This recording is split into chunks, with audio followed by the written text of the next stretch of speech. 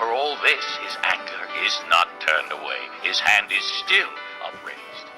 Woe to the Assyrian, the rod of my anger, in whose hand is the club of my wrath. I send him against a godless nation. I dispatch him against the people who anger me, to seize loot and snatch plunder and to trample them down like mud in the streets. But this is not what he intends. This is not what he has in mind.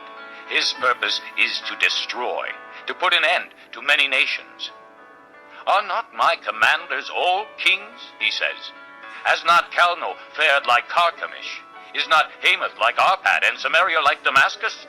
Has my hand seized the kingdoms of the idols, kingdoms whose images excel those of Jerusalem and Samaria? Shall I not deal with Jerusalem and her images, as I dealt with Samaria and her idols? When the Lord has finished all his work against Mount Zion and Jerusalem, he will say, I will punish the king of Assyria for the willful pride of his heart and the haughty look in his eyes. For he says, by the strength of my hand I have done this, and by my wisdom, because I have understanding. I removed the boundaries of nations. I plundered their treasures. Like a mighty one, I subdued their kings. As one reaches into a nest, so my hand reached for the wealth of the nations. As men gather abandoned eggs, so I gathered all the countries. Not one flapped a wing or opened its mouth to chirp. Does the axe raise itself above him who swings it, or the saw boast against him who uses it? As if a rod were to wield him who lifts it up, or a club brandish him who is not wood. Therefore the Lord Almighty, will send a wasting disease upon his sturdy warriors. Under his pomp a fire will be kindled like a blazing flame. The light of Israel will become a fire, their Holy One a flame. In a single day it will burn and consume his thorns and his briars. The splendor of his forests and fertile fields it will completely destroy, as when a sick man wastes away. And the remaining trees of his forests will be so few that a child could write them down. In that day, the remnant of Israel, the survivors of the house of Jacob, will no longer rely on him who struck them down, but will truly rely on the Lord, the Holy One of Israel. A remnant will return.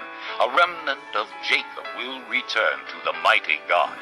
Though your people, O Israel, be like the sand by the sea, only a remnant will return. Destruction has been decreed, overwhelming and righteous. The Lord Almighty, will carry out the destruction decreed upon the whole land. Therefore, this is what the Lord Almighty says. O my people who live in Zion, do not be afraid of the Assyrians, who beat you with a rod and lift up a club against you as Egypt did.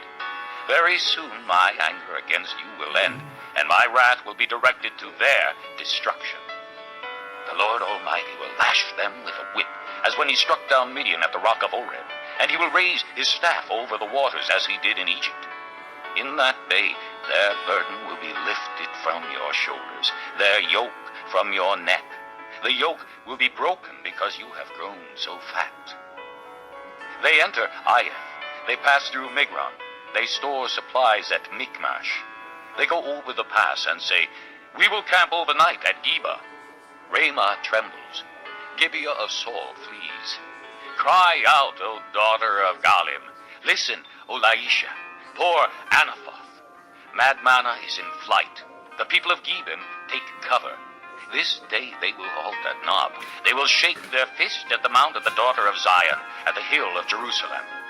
See, the Lord Almighty will lop off the boughs with great power. The lofty trees will be felled, the tall ones will be brought low. He will cut down the forest thickets with an axe. Lebanon will fall before the mighty one. Chapter 10. Woe to those who make unjust laws, to those who issue oppressive decrees to deprive the poor of their rights and withhold justice from the oppressed of my people, making widows their prey and robbing the fatherless. What will you do on the day of reckoning, when disaster comes from afar? To whom will